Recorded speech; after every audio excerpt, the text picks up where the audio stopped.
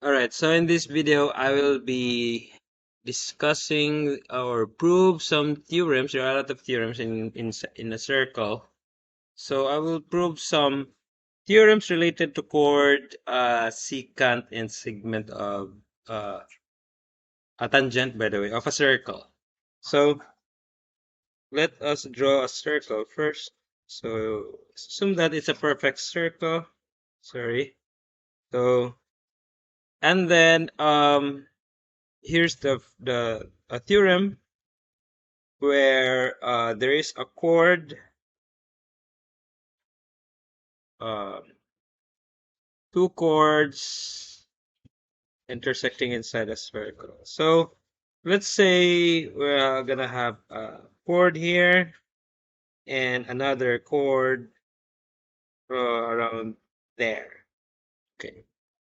So we will name this point,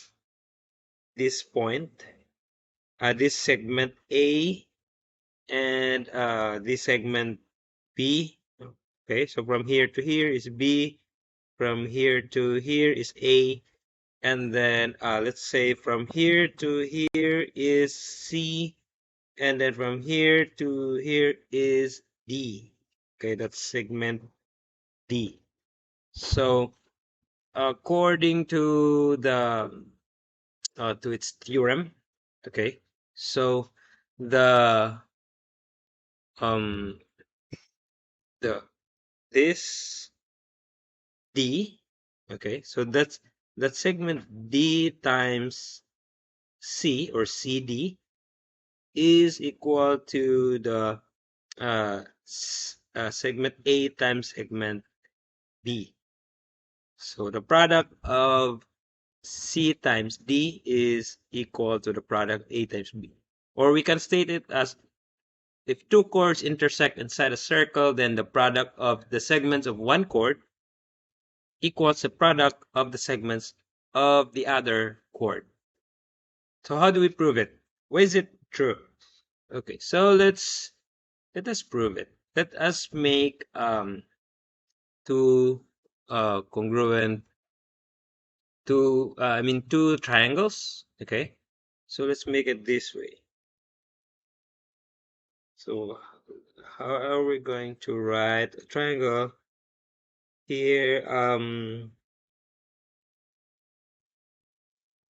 So let's say this is a triangle for this one, and another triangle, say this.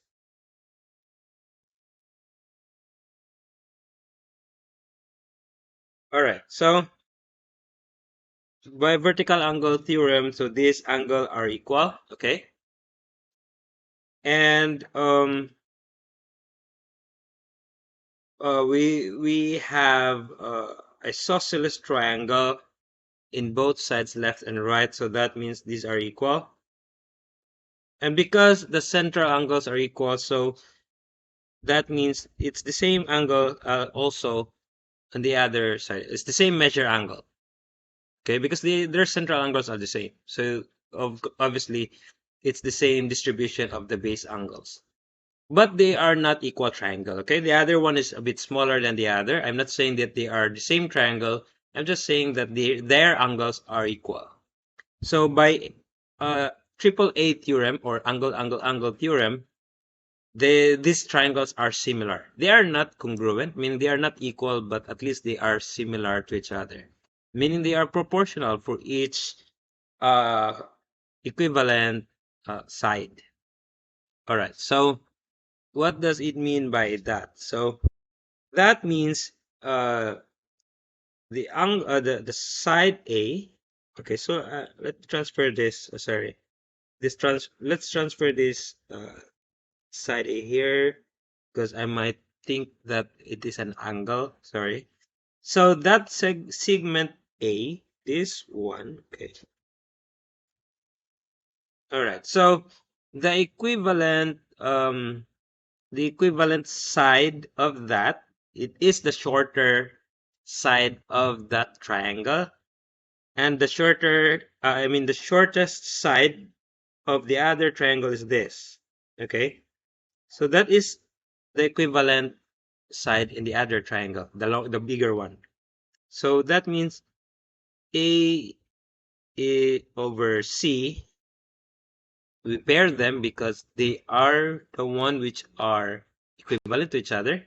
Smaller side of the other triangle, and the other one is also the smaller side or smallest side of the bigger triangle, is equal to the longer side.